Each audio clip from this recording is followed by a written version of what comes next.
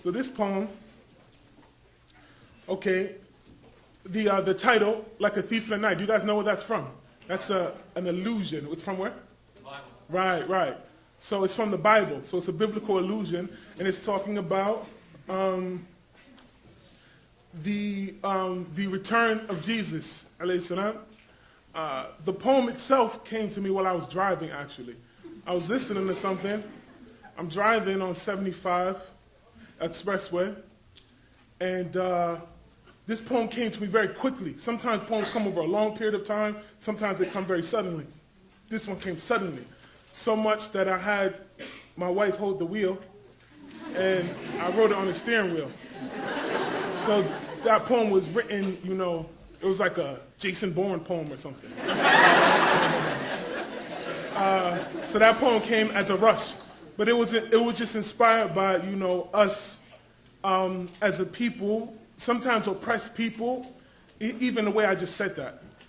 So, but I can't figure another way to say it right now. Sometimes oppressed people begin to take on the identity of oppression, such that they refer to themselves as, I am an oppressed person, instead of any other type of attribute or characteristic that you could. So I'd say we are not victims but victors, and we but witness our honor. And that's what that's referring to. So it's more a poem of hope than it is a poem of oppression. At least that's how it was intended.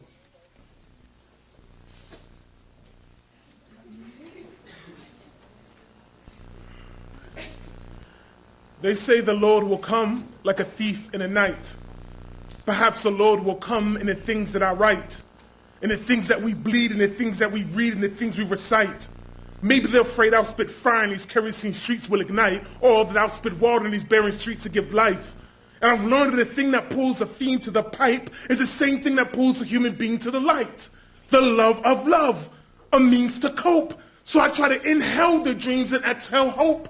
Homeboy said me the people either feel it or don't, so you can inhale their dreams and exhale hope, but you better chew poppy seeds and spit out dope. And that reminded me of a passage, and I quote, "Alone will not change the condition of a people, and today's condition is what's within themselves," end quote. Inshallah, I won't falter, steady rocket your boat to swift traverse in waters, verses I've authored, I offer as a solemn sacrifice upon the altar, in order to alter the current conditions of our sons and our fathers. And they say we need more black mayors and black lawyers. I say we need more black John Mayers to win Grammys for singing songs about our daughters, because we are caught in a culture of defeatism, worshiping victims and martyrs. We are not victims but victors. We but witness our honor, our brilliance, our resilience, and our beauty is farther than pimping hoes, tricking dough, Gucci and Prada. From Sayo Street to Simpson Road, we are shook in the trauma of terrorism that precedes Al-Qaeda and Osama. Forget Bin Laden,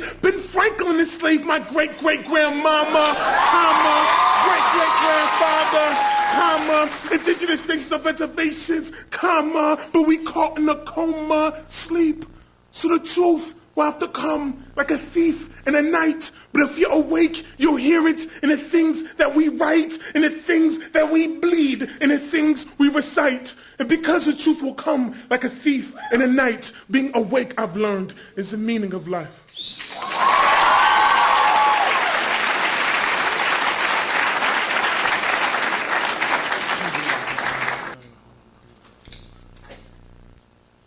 This poem has 4 reasons for being.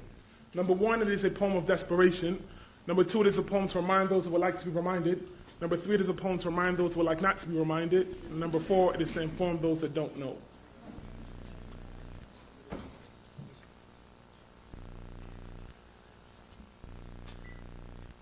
I am not angry. I am anger. I am not dangerous. I am danger.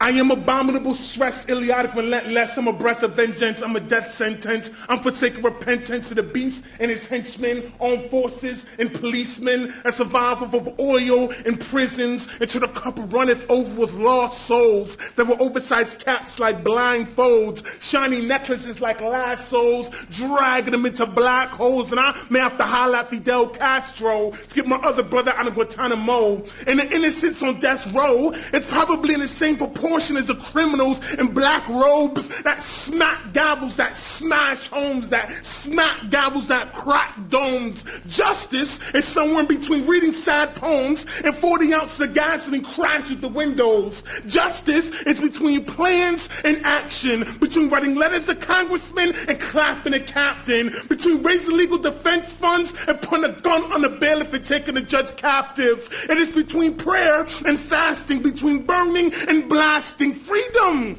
is between the mind and the soul. It's between the lock and the load, between the zeal of the young and the patience of the old. Freedom is between the finger and the trigger, between the page and the pen, between the grenade and the pen, between righteous anger and keeping one in the chamber. So what can they do with a man with a heart like Turner, a mind like Douglas, a mouth like Malcolm, and a voice like Chris? That's why I am not dangerous, I am danger. I am not angry, I am anger. I am abominable, stress, idiotic, relentless. I'm a breath of intense, I'm a death sentence. I'm forsaking repentance to the beast and its henchmen, politicians and big businessmen. I'm a teenage Palestinian opening fire at an Israeli checkpoint, point blank, checkmate. Now what? I'm a rape victim.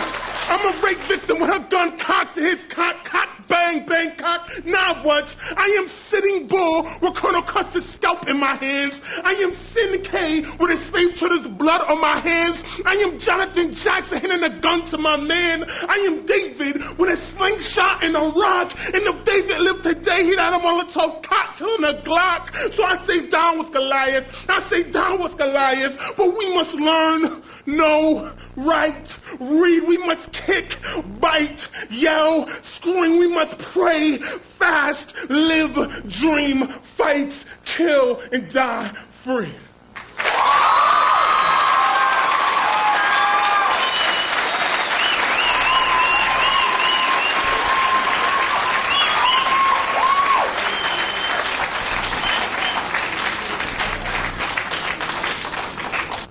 So, yes, this poem has a funny story.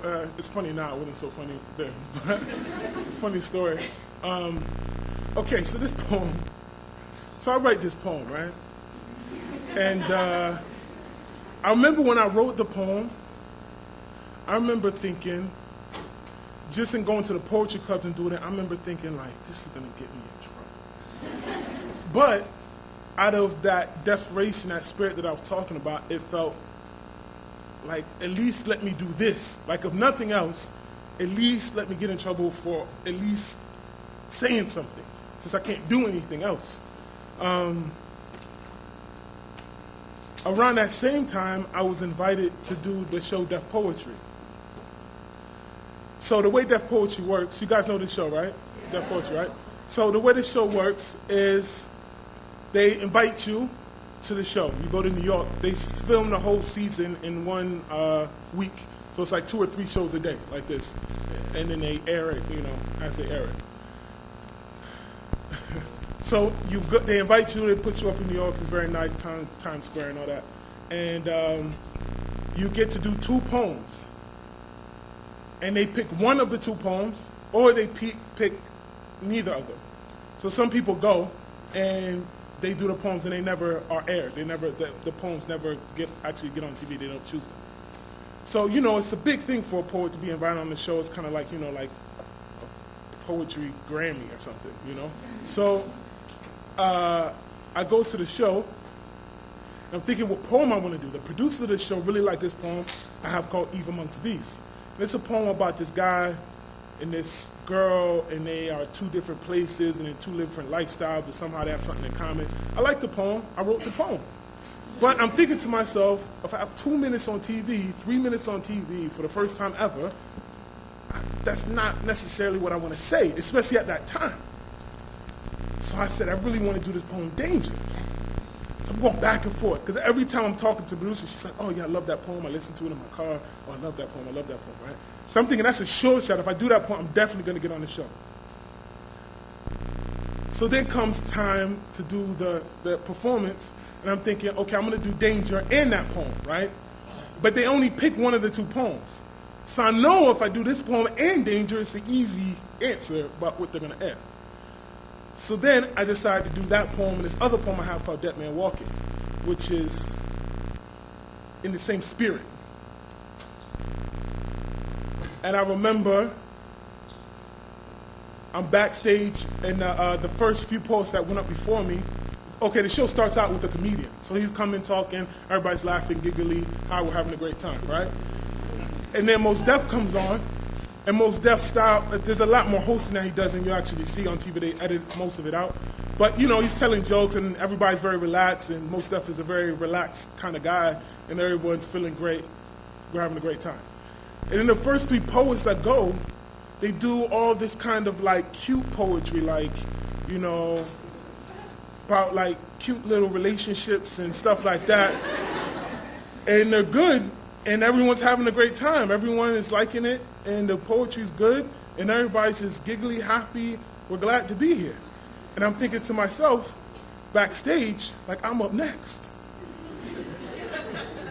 So actually backstage, I'm thinking like, man, just do the Even With the Beast poem, man. Just forget about it, just do it. So then I'm walking to the stage, I'm still making the decision in my mind. I'm walking on when you see me coming out on the stage, I'm thinking about it. And the stage felt like it was like a mile long to get to it was like the Green Mile or something. I'm like the big black dude from the Green Mile. So I'm walking to the front of the stage, and I remember looking at the people, and everyone was so smiley and happy and having a great time. I want to tell them, like, I have no jokes. There's nothing in this that's remotely funny. I feel like I'm going to be a very big party pooper. But, so then I'm thinking, like, maybe I can, like, start the poem off, like, here, and then maybe, like, you know, but the poem starts off, like, killing police and stuff. You can't really tone it down, you know what I'm saying? There's no really way to tone it down. So I'm thinking, either if I go soft on it and it goes bad, then I'll never, ever forgive myself. Like, I'll regret it forever. If I go too hard and it goes bad, then I can just fall back on the age-old artist trick, like, well, you know what I'm saying, I was just keeping it real, they're just gonna feel me, you know what I'm saying? I'm just too real for them, you know? And I could, like, go on that for, like, 45, 50 years. So I decided to go there, in that route. So I just did it, you know, like I was alone, as if no one else was there and nothing else existed. And it's very still and very quiet. And then I say something, and it's like, hey, and I say some more, yeah, and I say something, yeah. And then I finish, and they stand up, it's a standing ovation. Russell Simmons comes backstage, shakes my hand, we're so blessed to have you here. You know, he comes on stage and says something, and it was like a big victory, you know?